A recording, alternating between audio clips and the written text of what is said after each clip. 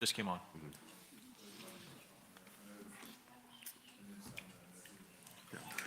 Ready?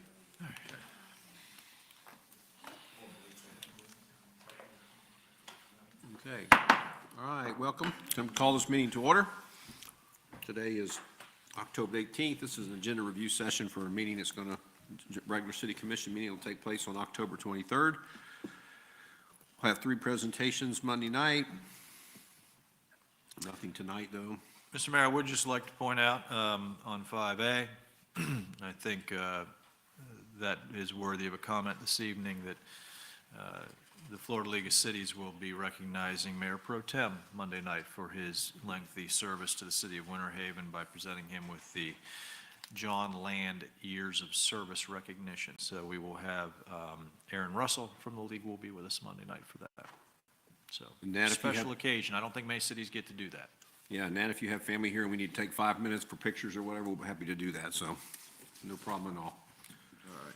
Okay, ordinance second reading, public hearing. We've been through this. T, why don't you tell us if anything's changed on any of these things? No, I'd just tell you that the alcoholic beverage ordinance, we have not heard any additional real feedback from the public to the negative of this. We have had some comments and there's been some chatter, but it's all been in favor of it. We've done articles with the Ledger, and I think Mr. Labby also did a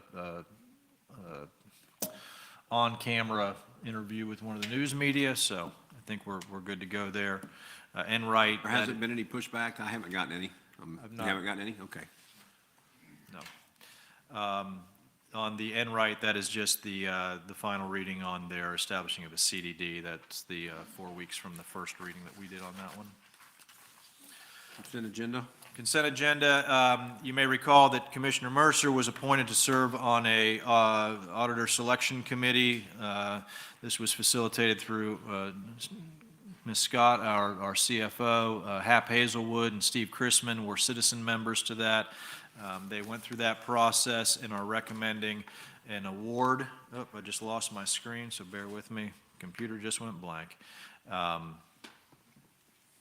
So they are recommending a new auditing contract that will go to Malden. Let me find it. Make sure I say this right. Malden and Jenkins LLC. I believe they're out of Bradenton. There were 3 firms that applied for that through the RFP process. And Malden and Jenkins was selected. So this is approval of their of the award of contract as well as their annual audit engagement letter to get underway. So we will have a new auditor for our fiscal year 23 year-end audit. Who are we replacing? Clifton Larson Allen, CLA. So we are replacing them, okay. Yep. Their contract was up, and they did bid. They did submit a proposal, but as I said, the committee as a whole, and Commissioner Mercer may want to weigh on that, but the committee as a whole selected this firm instead. Okay, good. You have travel and training. This is for the 2000 Florida League of Cities, 2023 League of Cities Legislative Conference in Orlando, November 29th through the 1st, for Mayor Pro Tem Birdsong, Commissioner Mercer, Commissioner Yates. The Eagle Lake Potable Water Interconnect. AJ, if you could go to the slide on that shows where this is. So that road, Highway 540 West, that's Winter Lake Road, and you can see where I think it's Cooley Road comes down into. That is for the point where this interconnect will be created. This is a low bid of $445,790 to B&B Underground Construction to establish that interconnect. Are those the Eagle Lake baseball fields there, T? That is correct, sir, yes. And that's City of Winter Haven? City limits is going to be to the north. So that subdivision, and I don't, forgive me, Normandy Heights. Normandy Heights is in. What is the one right there, Eric? Is that? That's what that is, Normandy Heights. That comes in off of Old Eagle Lake Winter Haven Road there? Yeah, Normandy Heights. City limits? That is inside the city limits. Once you get across 540 Winter Lake Road, you are not within the city limits. That vacant lot there, that's city? I know it is to the right, because we just approved a subdivision there, Old Eagle Lake Road. You approved a subdivision right here. Right. Eric, is this in? That's in the city. And everything out on this side is out? Okay. This was Village Church of God or something at one time. So. I know where we are. So Okay. that's an interconnect. We have a number of interconnects that we're working through, Haines City, Dundee, Eagle Lake, Auburndale, all about being able to wheel water and have emergency backup systems and the like. So this is the one with Eagle Lake. The replacement of Xylem pumps at lift station 373. This is a pretty straightforward thing, but just wanted to bring it to the commission for approval. Nothing unusual there. We are buying a robotic athletic field line painter. This is something that we've been working on for about the past year. This is intended to reduce some of the staff labor time that goes into striping fields. This is one of those things we can just set it on a field and it goes out and stripes a soccer field or a football field or a baseball field, and staff can be doing other things rather than walking behind a striper or a chalker. So a little bit of innovation coming into the field. Sounds like AI there. Oh, that's, We actually demoed this, Julie, last year. I think Julie and Scott came back from the NRPA Congress last year, and Mr. Herr and I met them out at Sertoma Park. This thing is crazy. It works off of a GPS system, and they set it, basically where the corner of the field is and hit go, and it just rolls along and stripes everything. And the staff, normally when you're doing that, you're taking, 2 staff at least to do all that work. Staff just sets this and they can be off raking clay or cleaning restrooms or doing whatever other field maintenance they need to while this is accomplishing that work. That's just a big old tank of paint, huh? That's just a big old paint can. Yeah. Huh. Funny. Is this on test? Yes. Okay, good. Yes, that's basically what it is. It's got the apparatus in there. The newest technology just came out, so we're getting the system that's got just the fresh wave of technology. But it has a sensor in it. It's GPS driven. We load the paint. It's driven by an iPad. So there's notifications to the iPad if the paint source is getting low, so that staff can go back out, address the low paint, send it right back on its way. It'll remember where it is. It again, driven by those GPS coordinates, but it's the coolest thing. And that thing will move, like it goes. We were out when we did the demo, and it's not crawling along by any stretch. So, and it has a home, as they call it. It's a base that'll, almost like your Roomba. If you have a Roomba at home for your vacuum cleaner, similar technology, it'll just go right back to home. So it can operate within, and it can actually learn where the gates are if there are adjacent fields, so that it can mark more than one field at a time and go through the gate and go back home. So, Does it have a, what was I gonna say? Cup holder? Yeah, cup holder and an umbrella? No, I mean, is the paint like removable? Because these are artificial fields we're gonna be using a lot, right? And so, so this will be utilized on our natural turf fields, Okay. not on the artificial turf, but this is made for the natural grass. okay. Yeah, so this is new state-of-the-art technology, definitely. I'm just wondering, so we have to rent it, we can't buy it? We will own it at the end of the 6 years. Oh, So the payments are spread over 6 years, and then we will own the piece of equipment, and we will just pay for the upgrades, which is the software and technology. We asked some questions regarding typical lifespan for this because it's such new technology. They say roughly 10 years before we have to purchase a new kind of shell. But there'll be certain maintenance that needs to be done, but again, it will be owned after that 6 years. Okay. I understood one of the advantages of having the rental is that we get during that 6-year period, all the automatic updates, all of the software that may, as you know, software develops, exponentially. And so as opposed to owning it immediately, which could have been an option. Yes, The recommendation is It'll do to, baseball fields and lease. football fields and everything? it will. Okay. That's correct. Tennis courts? I'm sure that it probably could, but we're not using it for that use. But it's pretty amazing. In fact, when we had conversations with, because there was a representative from this company at the National Recreation Park Association conference that Scott and I attended last week, and he said that they're actually working on technology to be able to paint logos like you see in some of the collegiate, all the college football games, that they're working on some of that as well. So they're constantly improving and innovating the technology for what it can do. But we'll have to put some orange and blue paint in there. I don't think they have that. That's The, not an Mr. inventory. In all seriousness, these devices come with a lot of pre-programmed fields that you can say, okay, I want it to be a soccer field or a football field. You can also, as I understand it, with the technology involved in these, you have a big open field and you need to stripe it as a parking lot. You can program that in and set this thing, and where we used to have to go out and stripe Chain of Lakes Park for parking for spring training for all those years, and it would take a crew an entire day to do that. This is the type of equipment that could do that automatically by itself now. And I will suggest that probably within, I'll say the over-under is probably 3 years, and I'll take the under. We will be bringing back to you something similar for robotic mowers to address our fields as well, because the technology is moving that fast.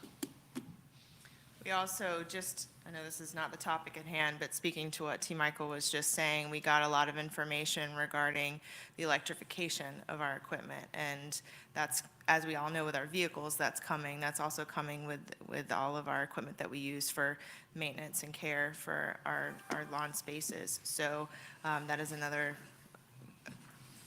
innovation that will be coming to us soon. My goodness, what's next? McDonald's going to have robots making their hamburgers.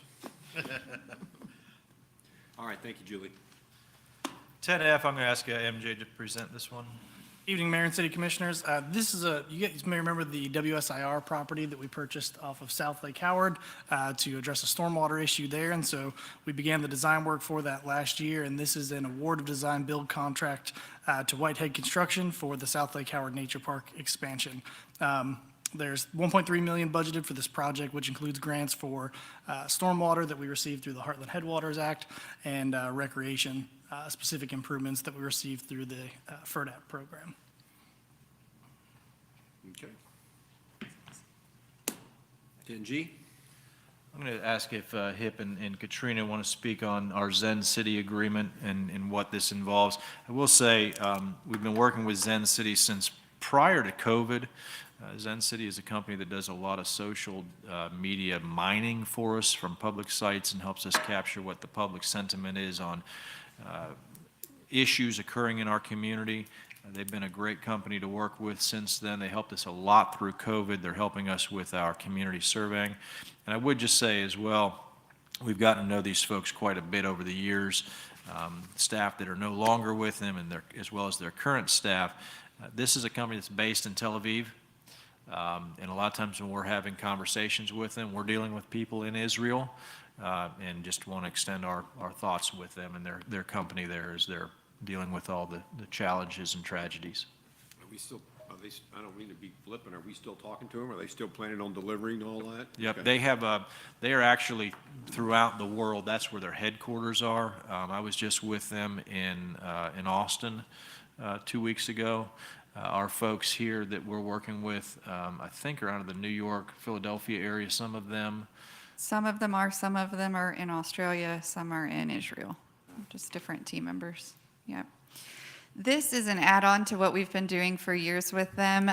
We started it over the summer as sort of a pilot program until we got into the new fiscal year. The advanced Winter Haven platform, so those project pages that we have going, like we have for the Winter Haven Recreation and Cultural Center, this is the platform that they're built on. So it's built in a way that allows folks to sign up for updates, and we can send them updates through the platform, and lets us really connect all the data, and we can do surveys on the platform. So this is the platform that we use to do surveying about the naming of the cultural center, about the tear down or rebuild of the cultural center, and then it allows all of that data from the surveys to also be matched up against like the organic social chatter data.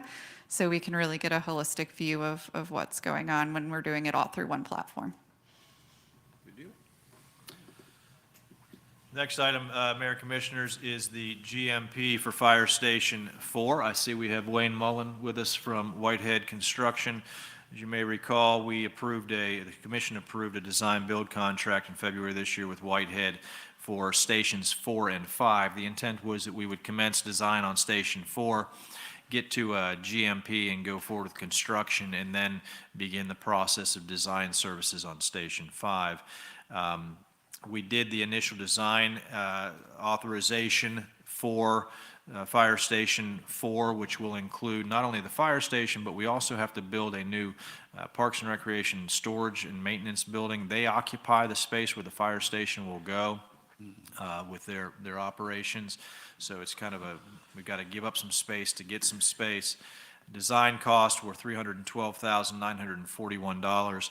The overall construction of this site, including that maintenance and storage facility that you see in the lower right, will total at $6.5 million.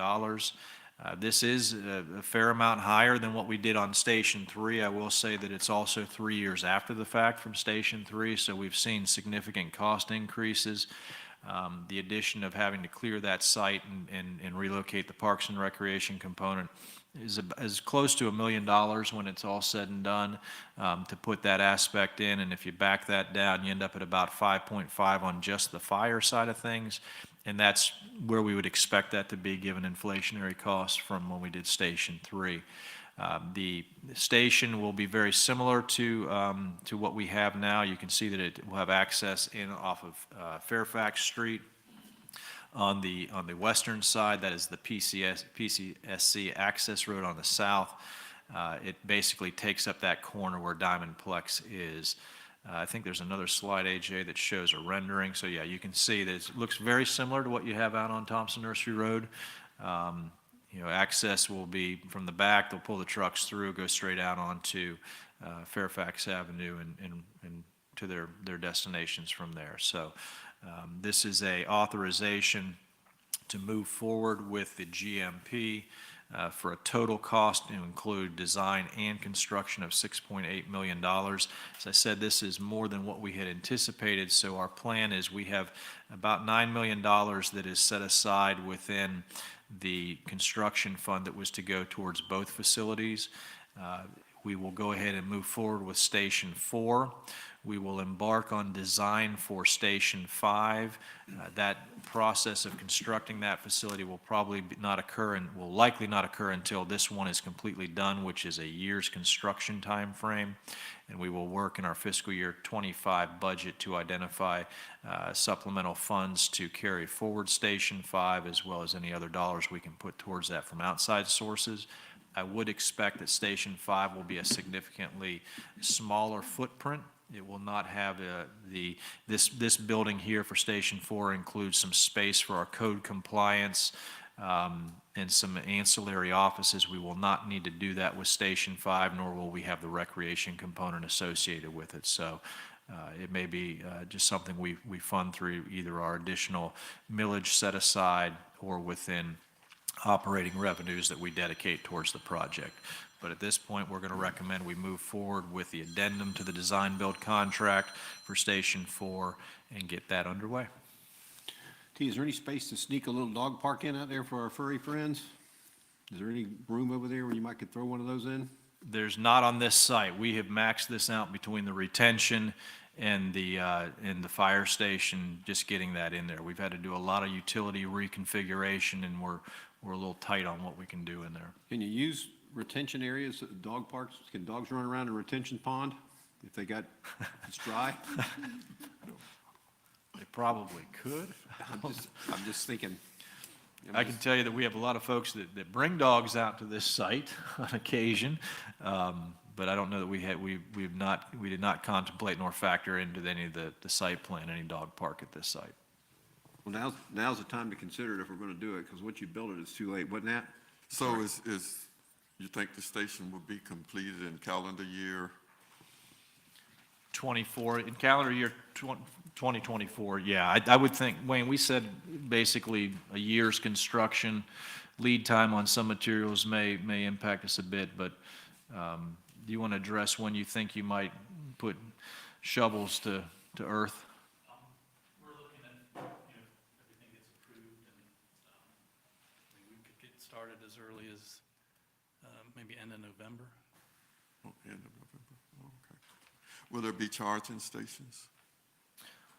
I believe we do have provisions for one charging station. Okay. Would that be for 2 cars? Yes, One sir. charging station's 2? Same ones that we've been using. You know, that's a good point. Make sure, if you don't mind, using green paint when you paint that thing, because you have green paint downtown, and everybody, when the lot's full, they park right there. Whether they're charged. Is that the official color for charging stations, green Yeah, paint? yeah, I mean, we've got them on 2 of them, but 2 of them are not painted, and people just pull in there and park, whether they got an electric vehicle or not. It's maddening when you want to charge up and you have a big Ford F-150 sitting in there. We have it signed. Is it an electric Ford F-150? No, Because I think it's I know not. who owns that one. There's one guy, I think he's making a statement. Get out of here, you electric vehicles. But I just think we need to paint them green so everybody knows what they're getting. I'm gonna give them the benefit of the doubt and assume they don't know, because it's not, there's no signs up. There should be signs on all of the ones on the piazza. Well, it's not really clear, I guess, Yeah, what I'm and saying. maybe we you can know. clarify that. Big Mayor, sign I'm going to says- get you some electric charging stations here at City Hall, I promise you. And Put some big signs up, says, God is watching you. You are parking in the wrong place. I don't know that I would recommend that. Up with But you, we could John. come up with something that would accommodate. thank you, Counselor. That would scare them off.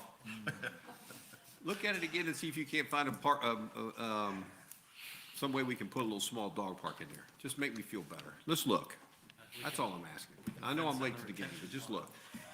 All right, go ahead. Next. Next is item R 2354. This is the establishment of sidewalk cafe application fees. I'm going to let Eric speak to this. This is a little more complicated, but I will tell you, Angie is here. Angie, we still on track? If you'll come to the podium, I'd just like to be able to give the commission a quick update. Our sidewalk cafes, we've got Central Avenue closed down from 2nd Street down through 4th Street. You've probably seen that. Roads torn up, sidewalks torn up, but we are making progress quick. Still on target for a pre-Thanksgiving completion. Yes, there will be, streets and sidewalks will be open by then. The railing, we are continuing to monitor when that exactly will be installed. All indications are unfortunately will not be before the holidays. So one of the delayed pieces, Commissioners, is that there's a railing that separates the sidewalk cafe areas from the roadway. It's a safety barrier. And there's just some delays in getting that material in and finalized. But the sidewalks will be open. The roadway will be open for, vehicular traffic and pedestrian traffic as soon as they get the pavers into the sidewalk, which they are working on at this point. We will be pushing those barricades farther out towards the travel lanes to further open up those sidewalks and benefit those businesses with increased foot traffic down through there. I think there's probably some visual deterrence for people right now. All that said, thank you, Angie, we need to be ready for the permitting process. So Eric and his team have come up with a fee schedule for permitting our sidewalk cafes. Sure, Mayor, Commissioners. So in Chapter 21 of our Code of Ordinances are all the requirements for sidewalk cafes within the city. The last remaining piece of this is establishing a fee schedule for the application and renewal of sidewalk cafe applications and leases. So this is a resolution R 2354 to establish that fee schedule.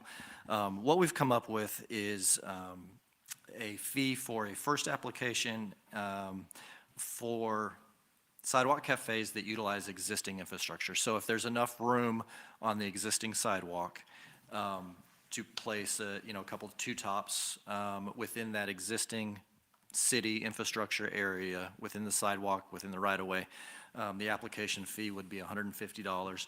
If it is a application where we are creating new infrastructure, where the applicant wants to create a sidewalk cafe, a new one, for example, taking up a parking space, there's more involved application process with that. There would be more vetting by staff.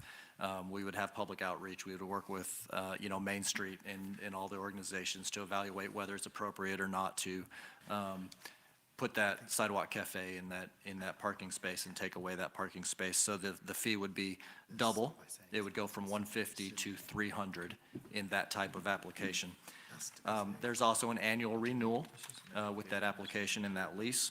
And so sidewalk cafes that are being utilized by non-restaurant or non-bar uses, so sidewalk cafes in front of retail stores, that would be a $100 renewal.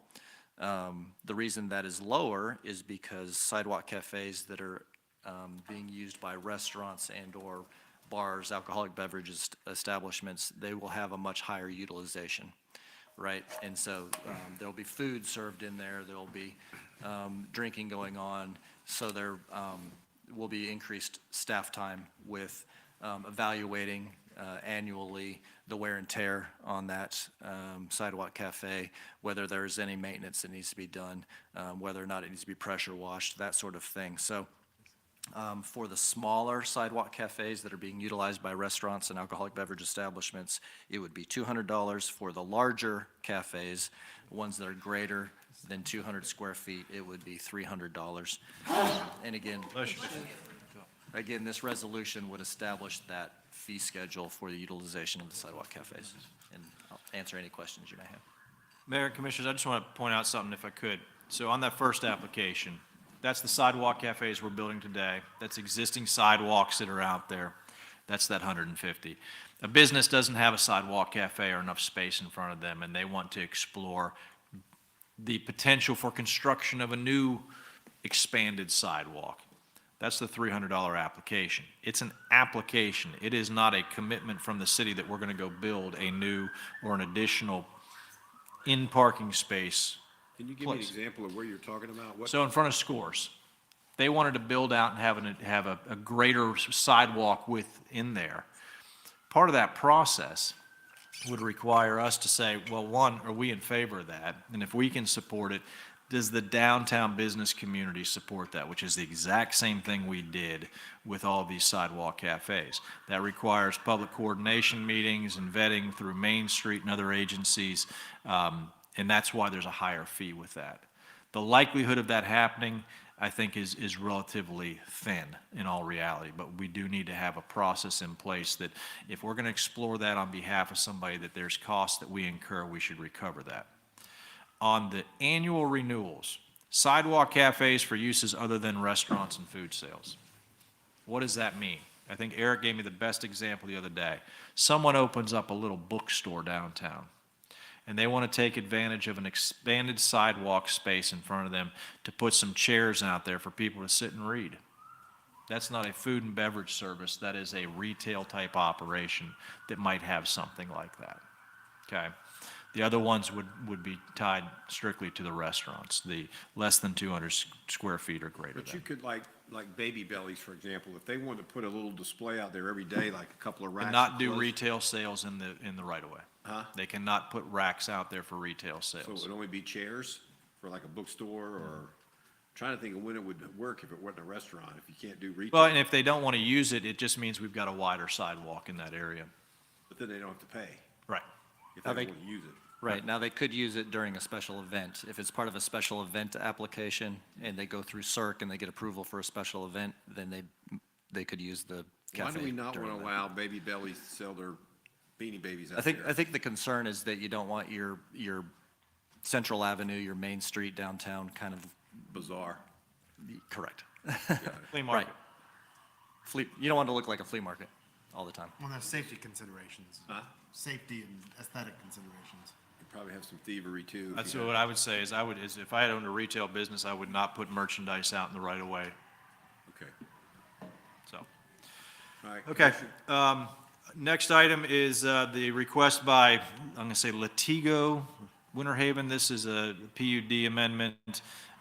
This is out off of Coon Lake Road in the general area of Traditions and Heart Lake Hills and the verandas.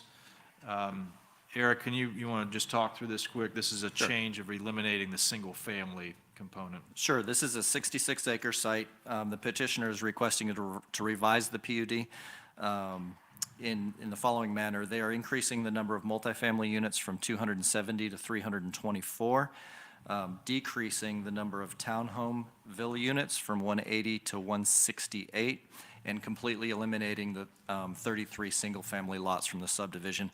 What this does is it provides more open space within the subdivision, and it ends up being a total of 9 more additional units within this development. Actually decreases the transportation impacts because multifamily transportation impacts are less than single-family impacts. And we've added 2 conditions in here as part of this request. One is that they install the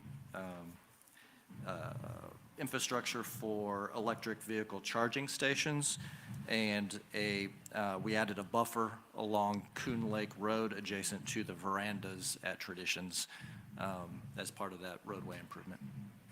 We're going to have them put the lines in for the electric vehicles, but not the actual chargers? Correct. Why, is that normal? What's Yeah, the we've point? required that in a couple where they put in the infrastructure, that they put in the conduit. Who so comes that back and puts it in? the infrastructure can be put in. Who puts it in if it isn't the developer? Well, they're wanting us to do it?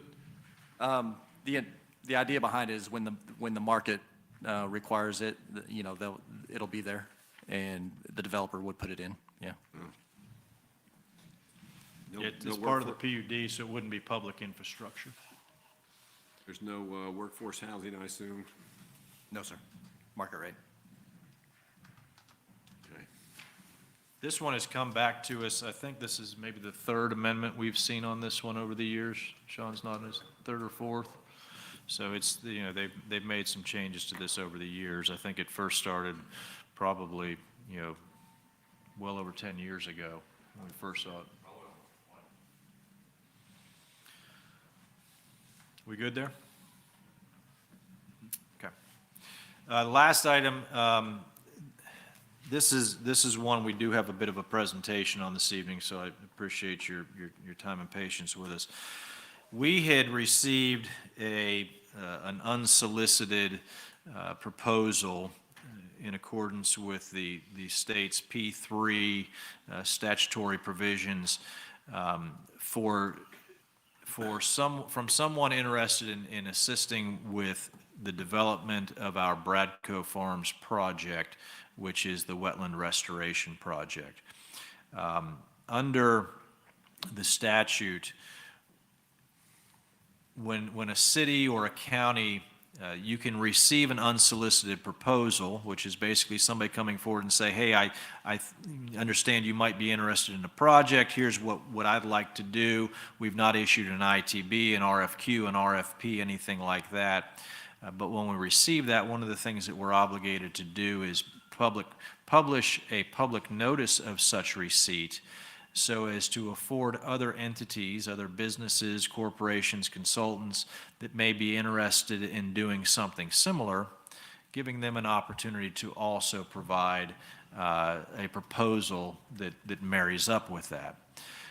We have done that. We had received this request from RES, and we have some folks here from RES this evening that are going to speak to us, and we have advertised that unsolicited proposal for a required amount of time, and did not receive any additional proposals from interested parties. I will tell you that this is 3P is not something the city has done before, but it is a very viable approach to getting projects done. Gary's going to talk a little bit more about this before Ainsley gives us some guidance, but I had the opportunity to attend Polk County Board of County Commission workshop last Friday. They have just gone through this exact same proposal process with one of their projects. They're a little further along than us, and Ainsley, if I could get a head nod, I think what they were actually doing was approving the contract. So they had gone through the 3P unsolicited proposal.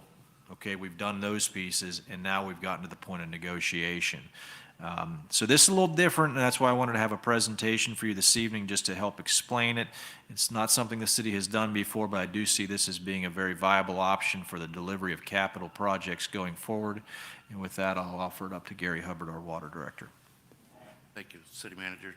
Mr. Mayor, Commissioners, so this proposal that we received, unsolicited proposal, basically, this is just another delivery method to implement projects. That's really what it is.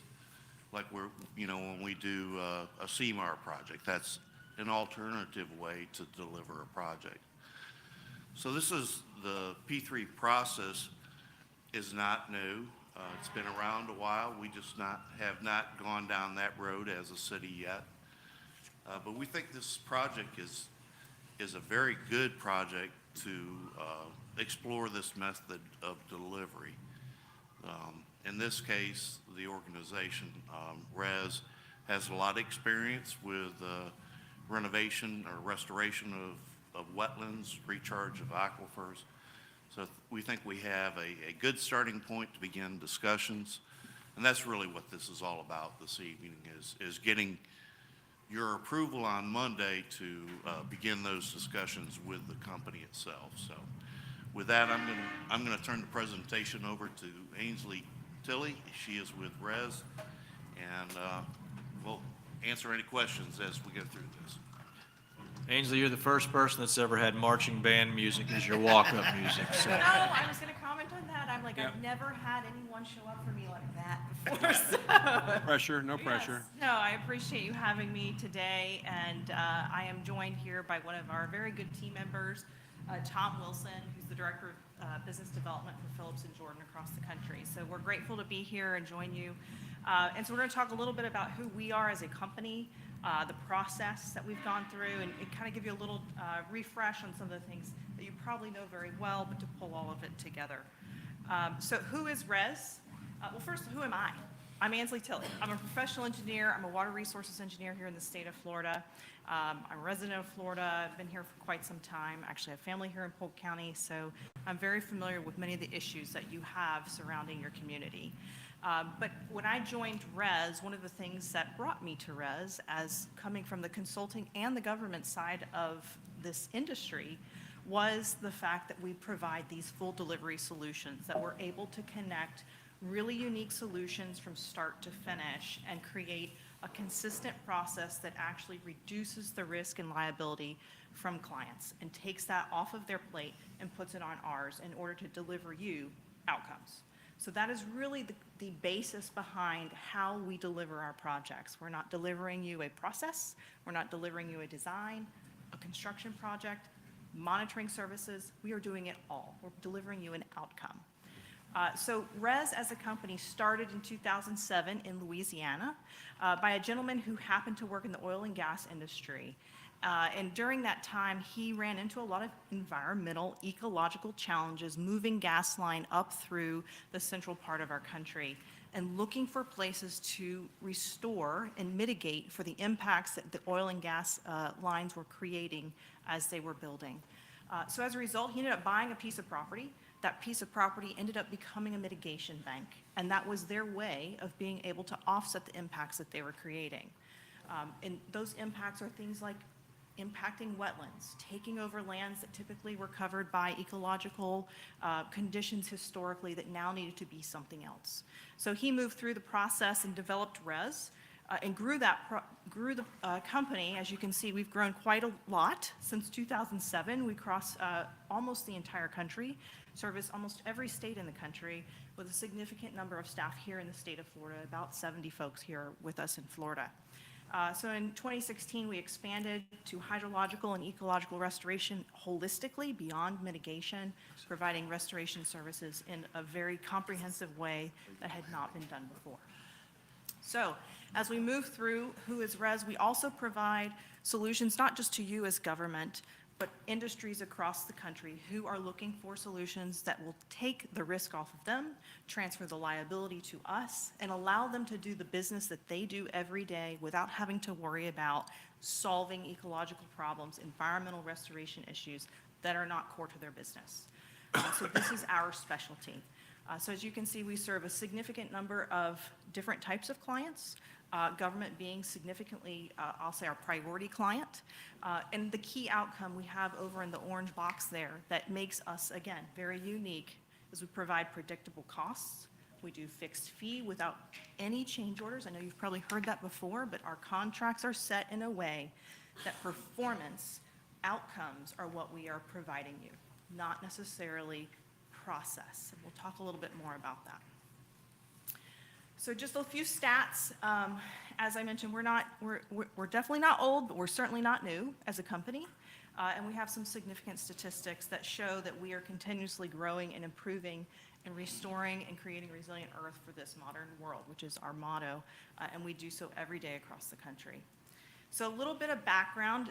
This is something you've probably heard before. Your staff has worked extremely hard to develop your Sapphire Necklace program. That program is something, believe it or not, I show up in places across the country and I hear about your program. People interested in creating the program that your staff has created. So it's extremely impressive that you've been able to make that kind of mark. You have recognized that as the headwaters of the Peace Creek watershed, as well as the Floridan Aquifer, you have to maintain these services that have been created by the environment in order to actually serve the constituents and the customers that rely on the services you provide them, the utilities that you provide them, water supply, recreation, and the environmental conditions that drew a significant amount of your population here. You've had a population growth of 45% increase, I believe, was the last I saw from 2010 to 2020 here in Winter Haven. That's huge. The second fastest growing community in 2020 in the United States. Those come with significant challenges, and your staff has really tried to forecast how do you solve those, and that's through creating that Sapphire Necklace program that reconnects chain of lakes, wetland systems to be able to restore groundwater and use surface water more effectively. So a little bit more, we've talked about it. You've got all of these floodplains and wetland storage sites that exist across the Sapphire Necklace. The location that we are talking about is the Bradco Farms location that Gary mentioned, and it is a single project among all of them that you have that you can move forward in the future, but with the goal of increasing storage and conveyance of surface and groundwater because your chain of lakes are such a vital part of your ability to recharge the aquifer and maintain your utility and water supply system. So we are looking to provide minimum well injection, aquifer recharge injection of approximately 2 million gallons per day, restoring and replenishing the hydrological and ecological functions across the wetland systems that once existed there at Bradco Farms and enhancing those that still remain. And then also reducing nutrients to the upper Floridan aquifer. As much as we talk about water supply, we have to also look at water quality because what we're putting back in the aquifer has to be treated to a level that is ready for drinking water. So it's a significant lift to improve that water before it goes into the well. And then, of course, part of this is ensuring that we provide recreation and environmental engagement. How do we ensure that the community has a piece and a place of the solution? So the RES scope, we talked about this full delivery approach, how we take on all of the risk, all of the liability, and that includes all the regulatory constraints. So we start to wrap in the real ecological, physical constraints of the location, the regulatory constraints that come with all of the rules that we must abide by. In Florida, I will tell you, working across the country has some of the most significant, and I'll say challenging, but high expectations for the delivery of any ecological project across the country. So a significant lift there. We will plan in accordance with a lot of the Sapphire Necklace work that you've already completed.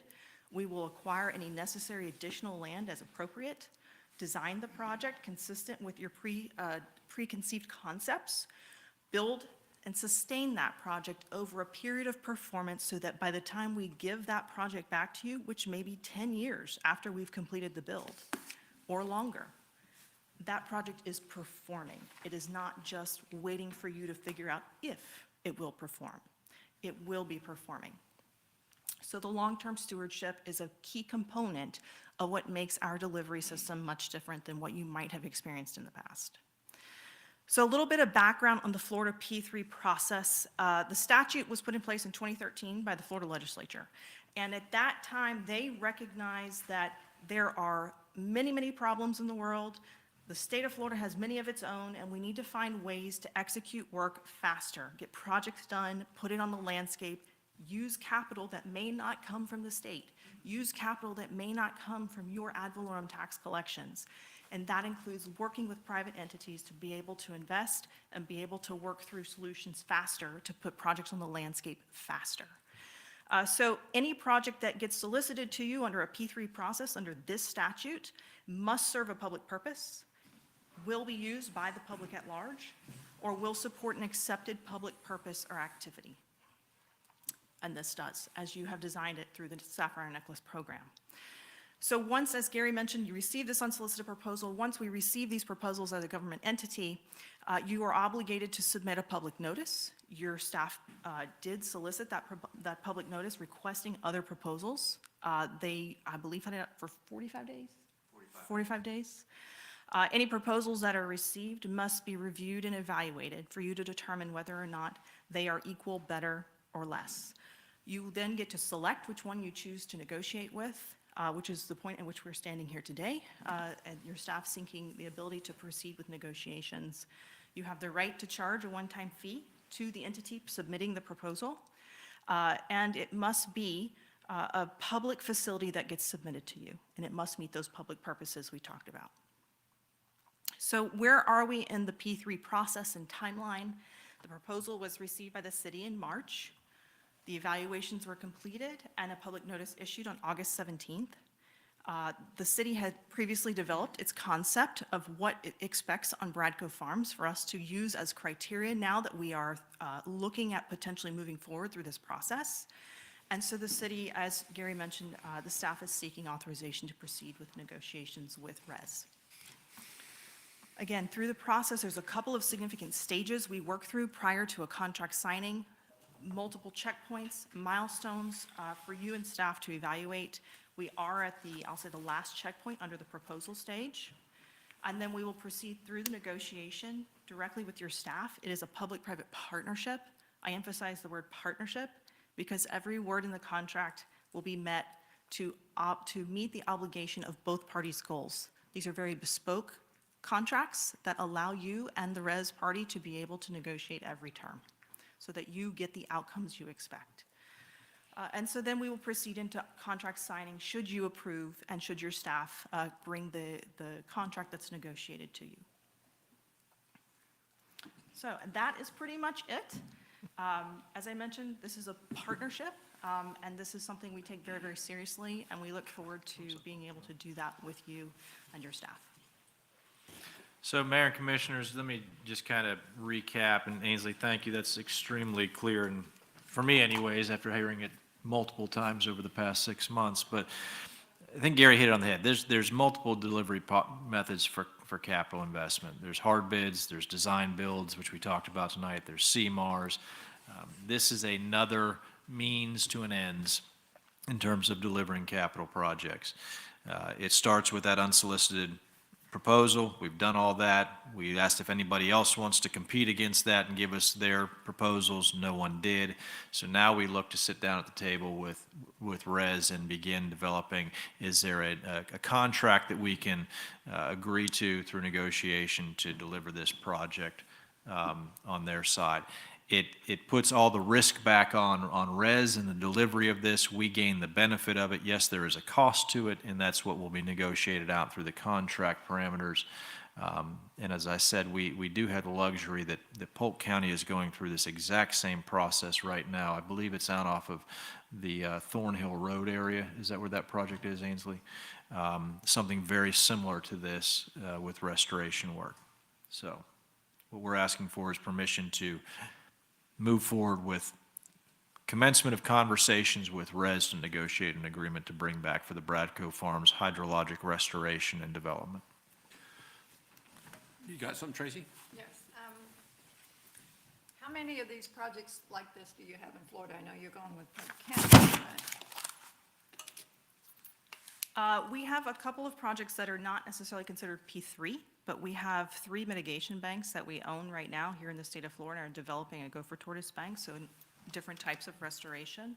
We have the Polk County project, the city manager referenced. We have a project that we are partnered with another similar entity in Okeechobee County, which they are the ones contracting with the South Florida, or contracted with the South Florida Water Management District. We are a subcontract to that, an independent piece of a much larger contract. This will be our third. We have been in Florida for 2.5 years.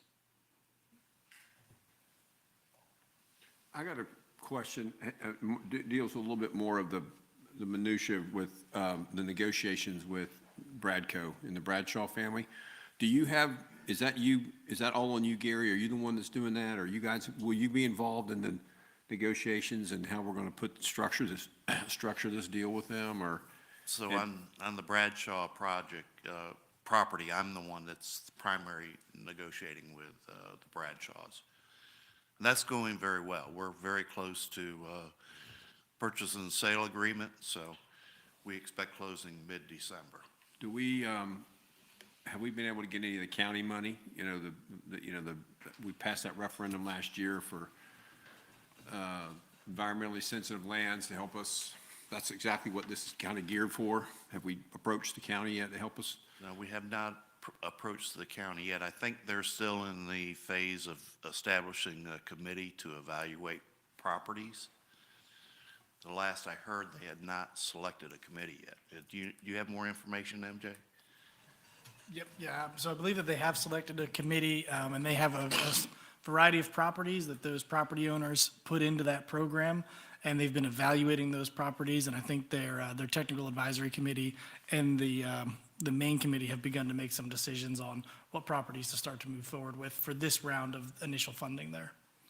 So is it just for acquisition, or is it for development? So if we don't do it now, we're going to miss out? Is that?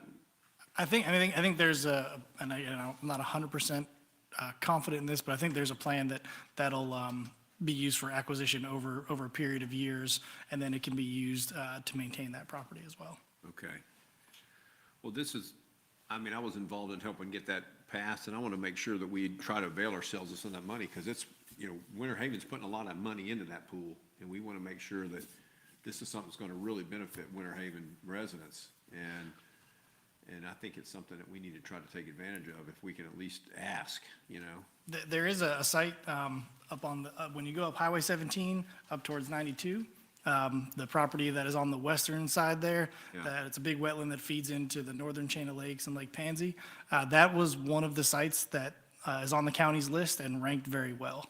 So So that is in Winter Haven. The property owners actually have to ask us some money. The municipalities can't do it, or I The don't. property owner has to willingly submit their property into that program. And Mayor, we are actually, I reviewed some documents late last night with respect to the county's interest in that particular property that MJ just mentioned, and also pursuing some state funding to go towards that as well for somewhat of a three-way partnership between state funds, county funds, and city funds should we be awarded the state grant. So we are trying to avail ourselves to the environmental land dollars that the county has, whether or not they choose to use that specifically for that, or if they see it more appropriate for their stormwater fund or something like that, they'll have to decide that, but. So my point is, RES doesn't do that. That's on Right. staff to do that, to make these applications and to find these pools of money. What RES will do is, if there are state dollars or outside dollars to go towards these projects, help pursue those on behalf of the city, because that will go into the funding of that. Ainsley, you want to speak to that? Yes, part of the services that we provide the full delivery is partnering with your staff to seek funds in all kinds of locations, grants, both national, state, as well as any private financing you look to seek for additional funds that you are looking at loan programs. We have a financial advising structure that lives within the RES corporate world. And so that corporate group of the financial advisor and investment team will help advise on any future funding that may not just be a grant, that you might be seeking additional info on or feedback on. So it's it can be a huge range of funds that we can help supplement. But and my provide. frame of reference is like a lobbyist, okay? We hire a lobbyist to help us find grants, find opportunities. Is that, and they're on staff, so, I mean, they help us find the stuff. Yes. Because they get the emails probably before we do. Yes. That's the way you guys operate too? We have a government affairs team that works very, very hard in Tallahassee to be sure that funds that need to go towards similar projects that are consistent with the different goals of the DEP, with resilience programs, that we are very active in making sure that this project is positioned well for those kinds of funds. And, So, and yes. because you work for us, you're gonna call us and say, hey, we've got this opportunity. It's not up to us, and that's what your role is, okay. That's correct. Mr. Mayor, I'd also suggest that the opportunity to engage third parties that are maybe on the for-profit side that have a philanthropic arm or a obligation such as we had received grant funding from PepsiCo, again, that can be something that is further investigated and pursued through RES. Yes, we've received several calls from different entities interested in putting their money into your project. So, That's what I wanted, because I have a feeling that's what's going to happen. I have a feeling this is going to be a test case for a lot of people, and it's good that's why I'm comfortable that I'm hearing what you're saying, because I want to make sure that we have somebody other than Gary, and God bless Gary, he's great, but he's got, his hands full. But if he can offload some of that on you, and you have experience, I'm all for it. I think it's great, so, yes, sir. It's part of the entire full delivery process for us. package. Tracy? Yeah. One more question. What is your longest term project that you have, the ASR? How long have you had, what's your? Our longest restoration project that we have currently on the books, we are responsible for 40 years. The next longest is 25. And Commissioners, again, I wanted to have this presentation tonight because we've not done a 3P before, but I'm going to tell you that I think this, just as Ainsley said, the state set this up because they see there's a tremendous demand for capital investment, and the expectation that local governments or even the state government can accomplish that on their own without some partnership opportunities is very short-sighted. I would expect that as we go forward, and Gary and I just had this conversation this morning, it could be with respect to a wastewater treatment plant down the road. It could be respect to a water plant, to a city hall, to a number of different facilities that are in our future CIP. Those may come about as a result of a P3 type approach. There are just things that we struggle to do as the government, purchasing property. I've been pretty fortunate with the Bradshaws to be able to negotiate for that property, but it's extremely difficult for us to do as a government to do that. And having a private partner to assist with that effort is just tremendous. Good. All right, thank you, Gary. Thank you, our Res. Appreciate you being here tonight. Teagan, anything else?